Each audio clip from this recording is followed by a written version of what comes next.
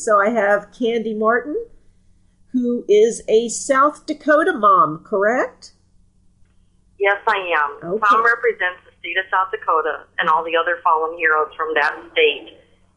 And although we no longer really live in South Dakota, both my husband and I are from there. Tom was born in South Dakota, and at an early age, my husband went back into the service, and it took us away from South Dakota. And although Ed's retired now, I am still serving, so we'll never probably get back to South Dakota in the next few years. Right now, Ed calls San Antonio home, and because of economic reasons and everything, I am at Fort Lee, Virginia. I'm still an active duty soldier myself. You are? Yes. And your son is Tom Martin. And Tom Martin. And can you tell me a little bit about why Tom became a soldier? Like so many of them that I've been hearing on the phones, and I've gotten to know some of the other moms too, and we all share so many similar stories. Both Ed and I were military, and Tom grew up in a military family, aunts, uncles, grandparents, and just such a long lineage of military service in the family. I sometimes think that it just gets into your blood, and it's just such a way of serving your country and wanting to do that. And we always suspected that Tom might go into the service, but we weren't really sure if he would or not. Straight out of high school, he graduated from high school the 16th of May and left for basic training on the 21st of May. He had 5-day break, and that was it, and went to basic training. He was enlisted for 3 years and was accepted for an appointment at West Point, and then he went to West Point and graduated. And he just loves the military more than life itself. He absolutely did. What do you think the word patriot meant to him?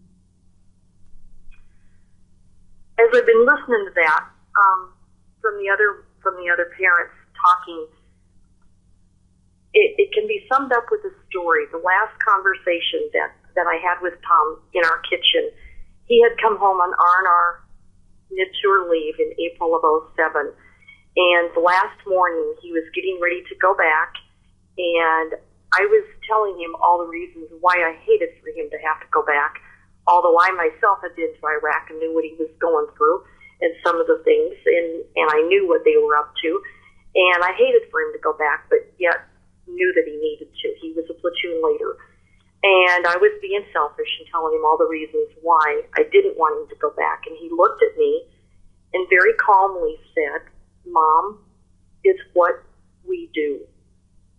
And that was it. It just sums up the word patriot right there. And how can you argue with that? And I really think that he meant more than just our family. It's what we in the military do. It gets into your blood. It's just a way of life. You just have this calling that you have to serve. Now, Candy, you've been overseas as well. Yes, I was. I was deployed from the summer of '05 through August of '06. And then Tom went over. We had about a 2-month break, and he went over in October of '06. Again, you're one who knows both sides of this coin. Can you tell me what advice you would give to parents who of a soldier, or some, you know what it's like to be on the other side of this? You gotta love them enough to let them grow up and make the choices that are the right choice for them, the right fit for them. During the last 2 years, we've had so many opportunities, met so many people, and had so many ways of trying to extend Tom's memory. And one of the people that we met and had a chance to visit with for a long time was Mr. Ross Perot. And one of the first things that he said to my husband and I when we met him was, "Please know that your son didn't die for his country. He lived for his country." And at first I was quite taken back with how he had said that. But then he went on to say, if something isn't worth living, isn't worth dying for, it's not worth living for. And when you think about that, it's pretty profound. And I think that if everyone has that idea behind them, it really hits home with why we're here, a purpose. Can you tell me any story about your son? When he was young, he was